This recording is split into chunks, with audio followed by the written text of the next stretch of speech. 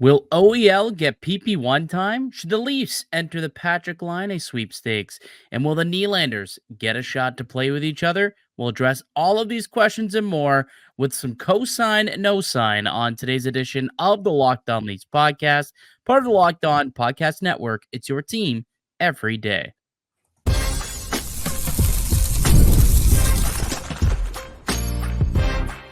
You're Locked On Maple Leafs, your daily podcast on the Toronto Maple Leafs. Part of the Locked On Podcast Network, your team every day.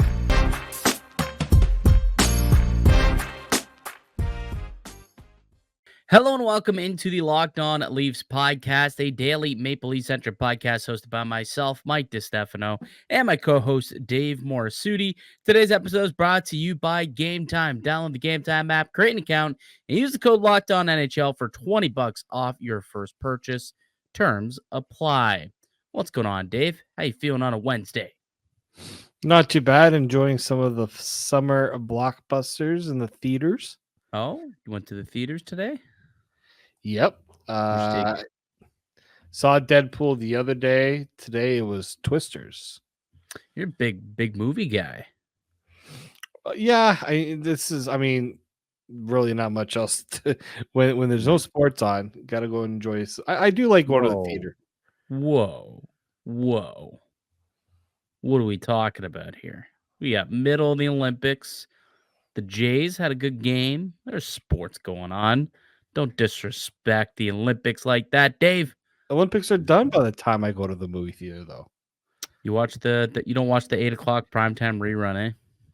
No, because I watch most of them during the day when I'm working. That is fair. Team Canada, man. Basketball. Brother, it's Leaf fans should be used to disappointment like that, though, realistically. Yeah, like first round knockouts, that was typical Leafy material out of the Canadian national basketball team to flame out like that. Yeah, really disappointing. It was a squad that looked like they were really playing better and better as the tournament went on, and then saved their worst for last, unfortunately. And yeah, the Canadian team, they gone. Saw Summer McIntosh went home too, eh? Did you see that? I saw a story about that. Said she'd be willing to fly back out if she gets picked as the flag bearer. I would imagine she would be the flag bearer. So like, why would she leave and come back home?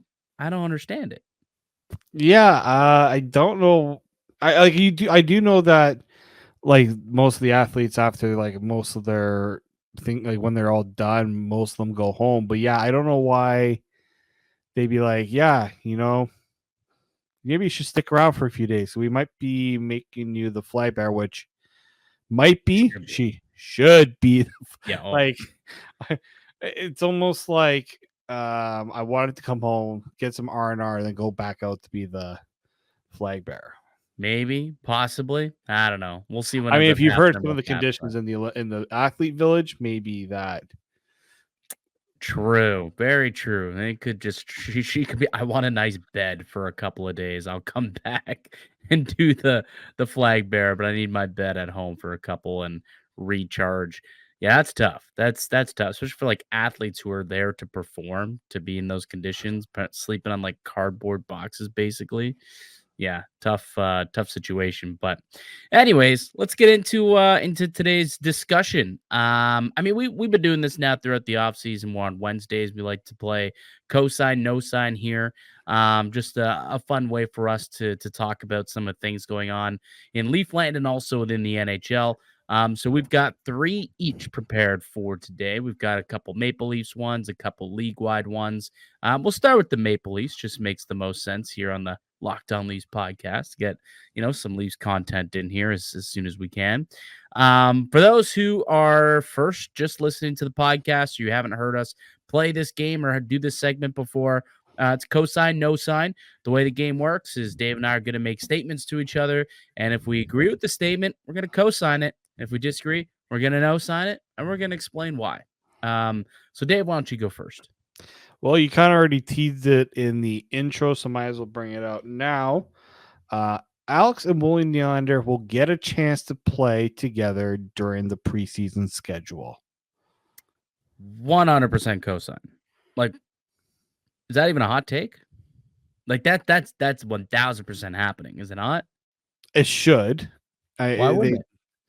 Well, the only thing I can think of is if Craig Brewer's like, yeah, as much as I want to do it, we're gonna focus on what we want to do this year. And Alex Nylander may not even play with the main, like how they do like the different types of rosters for preseason. Like he's got to also make it to the main part of the roster for camp. He'll make it. I mean, they usually the first couple games. I mean, there's 6 games, and usually the Stars only want to play 2 of them, which means they got to fill 4 rosters with fringe guys, AHL players anyway. So I'd imagine that Alex Nylander will get at least a game, maybe a couple games, to play with his brother possibly. I think they'd want to do it, and I think Craig Berube should give him an opportunity. If it's not going to happen in the NHL, at least make it happen in a preseason game. I even think there's a chance that it could happen in the NHL this year. Yeah. I mean, I don't even think that's a terribly hot take. It's definitely not as likely, obviously, considering he's on an American League deal and not an NHL contract. But I think he's going to come in, he's going to work and possibly get an opportunity to bump that up to an NHL deal and get a look with the Maple Leafs at some point, in which I'd imagine there's a top 9 spot open. I think there's a chance that they could look and say, hey, there's probably going to be some chemistry here with the Nylander brothers. Let's give them a shot. Let's see what it looks like. So I'll even double down. I think I would even say that I think they play a shift together, on a line together in a regular season NHL game at some point this season. Preseason, lock, guaranteed. I'll do one better and go regular season. Wow, that's probably one of the first times you've taken one of mine and like go put more chips in than what's being asked for. Oh yeah. That's I'll definitely call and raise you by $1 billion on that one. All right, here's my Maple Leafs one. We'll stick to the theme of opportunity on this one here, and we'll continue to talk about kind of fringe guys who are on the roster bubble. Fraser Minten will be given every opportunity to seize the role as Maple Leafs' third line center this year in camp. I am going to co-sign this. It's probably not what they initially thought they were going to do, but I think it's what's going to become necessary. Similar to last year where they didn't really have anyone cemented into that role, I think they're going to try to give Minten every opportunity to try to make the team in that position. And for me, it's like it's third line center. Yes, there's a lot that comes with the responsibility of playing third line center, but he's a very mature player. We've heard a lot about that's one of the things they really like about him, and probably not asking him to punch above his weight to ask him to play third line. And he just had another year of the in the WHL, another year juniors under his belt, and I just also think that at this stage of his junior career, like, does another full season in juniors really make that much sense for him? Yeah. Right? Well, like I think he'll I don't think he's junior eligible, is he? I think he's American League now. Is he American League? Oh yeah, he's 20 now, so I think he's past. Yeah, like to me, he'll be given similar to last year, he'll be given some time in the NHL, and if it's not, then you play him in the AHL, right?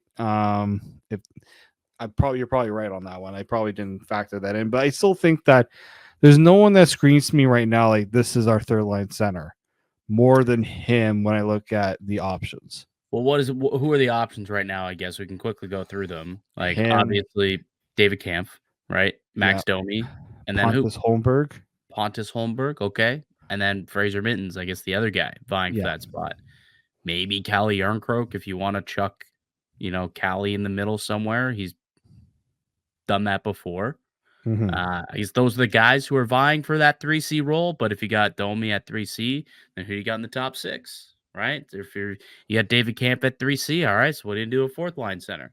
So there's opportunity. I think you'll be given some opportunity, but he will have to show that there's been considerable growth from last year in the little 4-gamer that he got, I think, to really seize it and get that opportunity. But I think he'll be given every opportunity Yeah. to grasp that.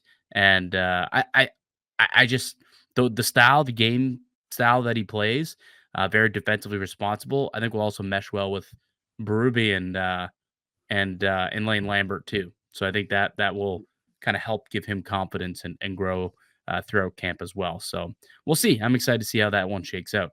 All right, let's take a break. Let's come back. Let's continue with some cosine, no signs on the other side. It's Mike DiStefano with Dave Morassutti. You're listening to the Locked On Leafs podcast, part of the Locked On Podcast Network. It's your team every day. We're driven by the search for better, but when it comes to hiring, the best way to search for a candidate isn't to search at all. Don't search, match with Indeed. If you need to hire, you need Indeed. Indeed is your matching and hiring platform with 350 million global monthly visitors, according to Indeed data. Ditch the busy work. Use Indeed for scheduling, screening, and messaging so you can connect with candidates faster. And Indeed doesn't help you hire faster. 93% of employers agree Indeed delivers the highest quality matches compared to other job sites, according to a recent Indeed survey.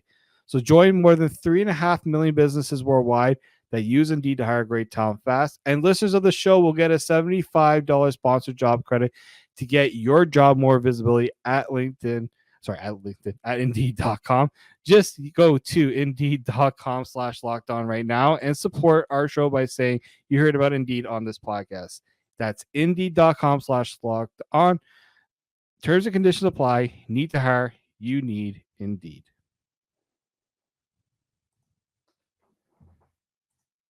Hello and welcome back into the Locked On Leafs podcast. Mike DiStefano, Dave Morassutti with you every Monday, Wednesday, Friday here for the rest of the offseason. And then we'll go back to daily, Monday through Friday, daily Maple Leafs podcast once the preseason gets rolling in about mid-September. So we're excited for that, which seems to be coming quick, dude. Like we're already a week into August here, and it's insane. Like my nephew was born 5 weeks ago. It feels like it was yesterday that little guy, welcomed himself to planet Earth, and just the summer's flying by. It's just absolutely flying. There's only like 3 more weekends till Labor Day. It's insane how quick things are happening here. So the hockey will be back very, very quickly. Let's continue with some cosine, no sign. Give me your second one, Dave. Well, we're going to continue on the opportunity theme here. Ho, ho, ho. Matthew Knies should get the first opportunity to play on the first line left wing spot in training camp. I'm going to no sign it because I would give it to Max Domi personally. And if you're doing that, it also kind of goes a little bit with the Fraser Minten conversation that we just had. Like, I think Domi, you start him up in the top 6 and you try other guys out at 3C and see how that works early in camp. If no one seizes the role or the opportunity, then you probably put Domi back down. So I think early in camp, I would see Domi up in the top 6 and Matthew Knies probably like as a second liner next to Tavares. That's probably how I would see things or how I would do them. But the thing is, we don't really know how Craig Berube likes this team. Like Sheldon Keefe thought that Domi worked well with Matthews, and obviously, he's got the connection from the London Knights with Mitch Marner, so that made a lot of sense for him to put them together. But I don't know, does Berube like that? Like, we're gonna see a lot of different things. I think this season we're gonna have to kind of rewire our brains as to how this team will be constructed. Not entirely. It's not like we're not gonna see Marner on the third line or anything like that. But I just think we'll see a little bit of difference in how Berube operates compared to how Keefe operated over the last 5 years. But ultimately, I'm just gonna no sign it because I think he starts on the second line, not right up at the tippy top line to start things off. Yeah, I think your point about what we have come to expect of how the Leafs roll out their lines, and you're going to throw a lot of that to the wayside. Like, I think this coaching staff has probably seen a lot of what Toronto has done and knows what works and what doesn't work. And will probably look to jig things up, even just to try something new. Although Domi on the first line was tried before and it worked, so wouldn't be like totally crazy to expect that to be how things work out right off the hop. Right. Second one for you. Oliver Ekman-Larsson, OEL, will eventually get a run as power play QB on PP1. I am going to co-sign this because we've already seen the Leafs try everything to have someone other than Morgan Rielly up there. They But did it it always last year. defaults to They Morgan did. Rielly. And look, like again, like I also see teams do this all the time with power play specialists. Like Morgan Rielly on the power play was good a few years ago, and it's just when he scored the 20 goals, which I always am like shocked when I go back and remind myself that he once did score 20 goals. I just think that people maybe underestimate what Oliver Ekman-Larsson can do offensively, because when you look at what the Panthers did when he was there, got to remember that they had a pretty good power play one specialist with Brandon Montour, right, in that role. I just think Oliver Ekman-Larsson, you look back on his career, that's one of the things that made him, such a coveted player. He could play that power play one. Rielly doesn't have the shot that I think a lot of teams would want on that top power play. I think Oliver Ekman-Larsson probably provides that and just that offensive ability. Like, he's a really good offensive player. Yes. And it also lowers the amount of minutes that Morgan Rielly has to play as well. Usually power play, yes, is a little bit of an easier time for him, but I think the Leafs are going to want to put themselves in a better position to make the power play more useful than we've had the last few years. The thing is, though, like, the power play hasn't been as bad as we think, and it's because it's been so bad in the playoffs. But, like, we're talking about a power play that over the last couple of years probably grades out as like a top 3 power play in the league over the last 3 regular seasons, I would think, combined. Until the playoffs come around. Playoffs come around, and it, yes, operates at 4%. But we're talking about the regular season. The playoff, it's funny, man. It's this team.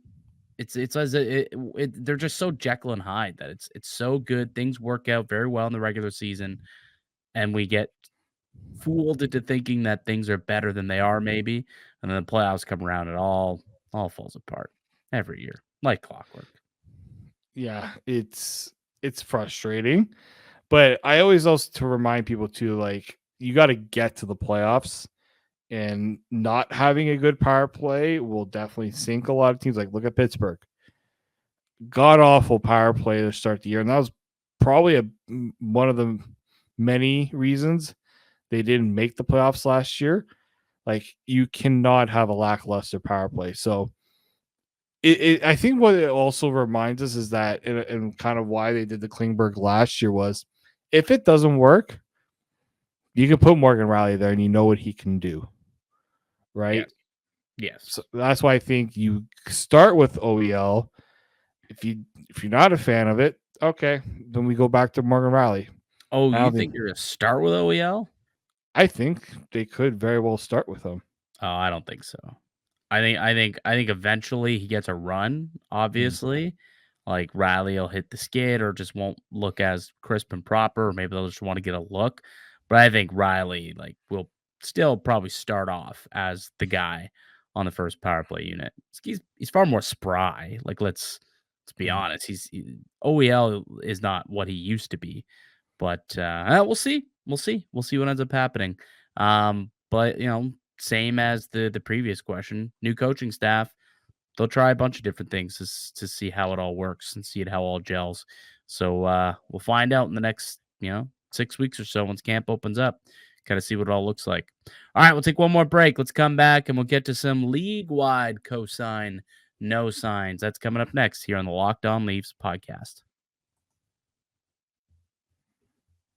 Today's episode is brought to you by Game Time. Game Time is an authorized ticket marketplace of Major League Baseball, which makes getting tickets faster and easier. Price on the Game Time app actually go down the closer it gets to first pitch. With killer last-minute deals, all-in prices, views your receipt, and their lowest price guarantee, Game Time takes the guesswork out of buying MLB tickets. They've got their last-minute deals where you can save up to 60% off buying last minute for sports, comedy events, theater events, whatever you're looking to get some tickets to, you can find them on the Game Time app. Take the guesswork out of buying tickets with Game Time. Download the Game Time app, create an account, use the code LOCKEDONNHL for $20 off your purchase. Terms apply. Again, create an account, redeem the code LOCKEDONNHL for $20 off. Download Game Time today. Last minute tickets, lowest price guaranteed.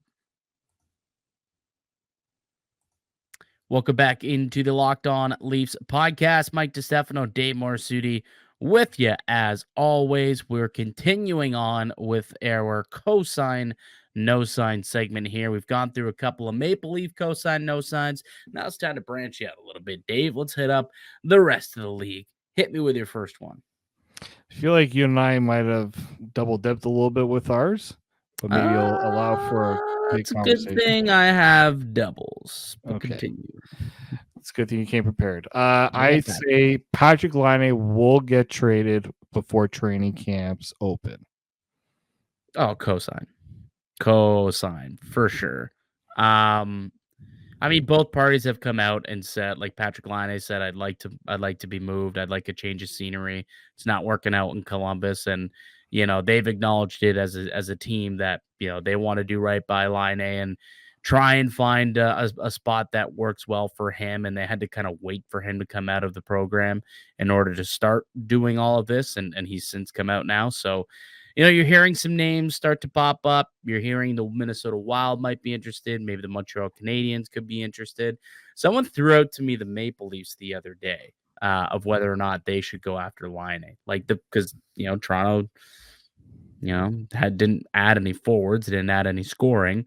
And someone said, oh, could you see them going after Laine? And I don't see it happening personally. I don't know if you got a different viewpoint on that one. Like, what do you think the Leafs should be calling on Laine?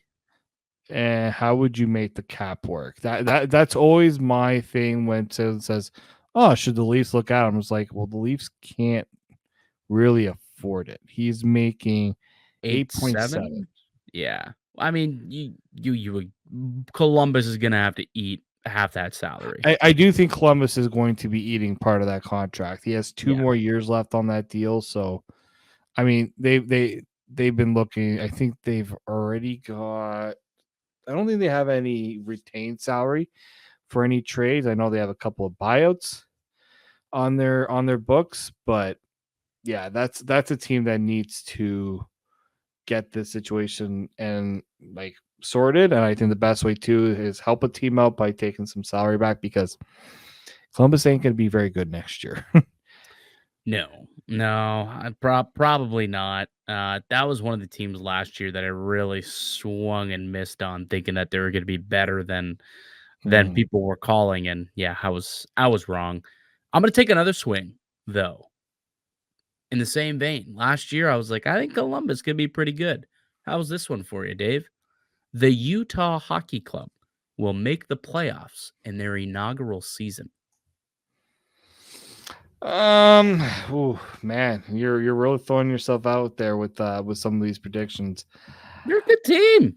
I think they've improved. They've certainly improved. I mean, they pretty much squared up a whole top pairing.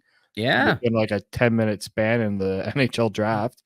You got Logan Cooley, great young player. You've got Dylan Gunther's a good young player.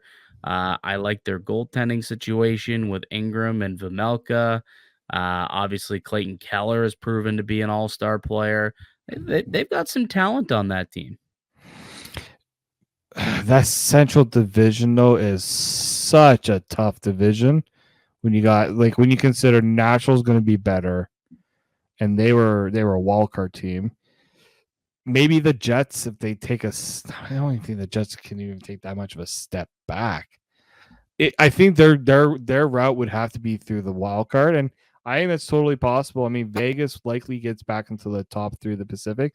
I think the Kings are the team that I'm going to see have a big dip from last year. You think? You don't like the Kings? I'm not a fan of the Kings, really. I know they got out of the Dubois situation, but Short to up the me, goaltending a little bit. yeah, Kemper, can he bounce back over in LA? It's possible. But like you're looking at teams to fall out to let Utah in. Mm-hmm. And that's where I struggle with Utah. I think if they're going to make it, it's going to be in the wild card, and I think that's going to be tough because someone has to come out. I don't think it's going to be Vegas. It could be Vegas with if they have any injury issues, but yeah, right now I'm going to no sign it, but they could very well be on the bubble. I think they're going to be much better for sure. I've liked that they've actually started to act like a hockey team. Yes. It's actually, get active, bring in players that I will play for you. Are owed real money that will play for you, that you'll actually see.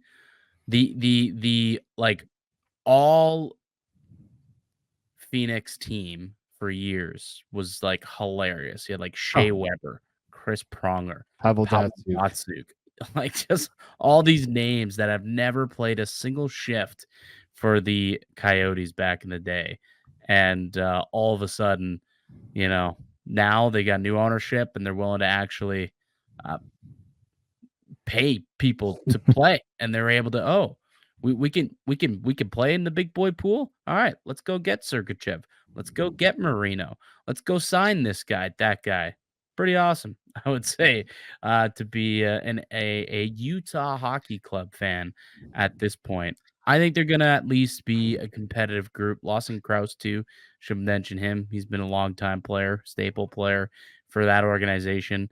I think they'll be competitive. I do. I think they're on the right track. If you ever go and look at the cap wages page for the Utah Hockey Club, one player that's still being paid money by the Utah Hockey Club because of a retained salary transaction?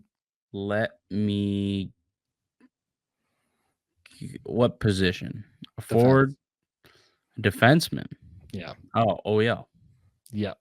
Yeah. That trade they made with the Canucks where they retained salary, that's gonna be on their books until 2031. Well, because the Canucks, they bought him out, and that probably also kicked it down the curb for. Yeah. When a team buys out a player that's been in a retained transaction, the team that retained salary still is on the hook for part whatever of percentage of that. Yeah, right. It's Tough. So else could be making money for a while. He's okay. Even when his contract's up with the Leafs, he'll still be making money from Vancouver and from now Utah. So he's okay. He'll be in a good spot. All right. You got one last one you want to throw out, or are we like a bonus one?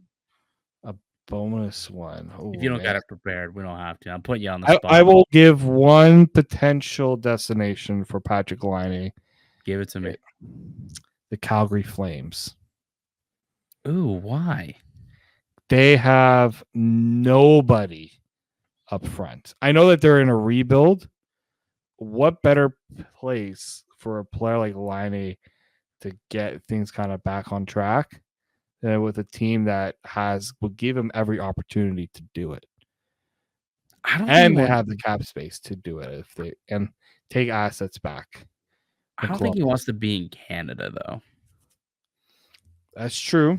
Does he? That's what I think. I don't think he wants to be in Canada. Like Winnipeg didn't enjoy his time. Now he's been in crappy Columbus for a couple of years. I don't know if he wants to go back up to Calgary. I'm just looking here. He does have a modified no trade clause. He probably puts every Canadian team on that list. Possibly. So scratch that. I'm very curious of which team would. I know we said Minnesota.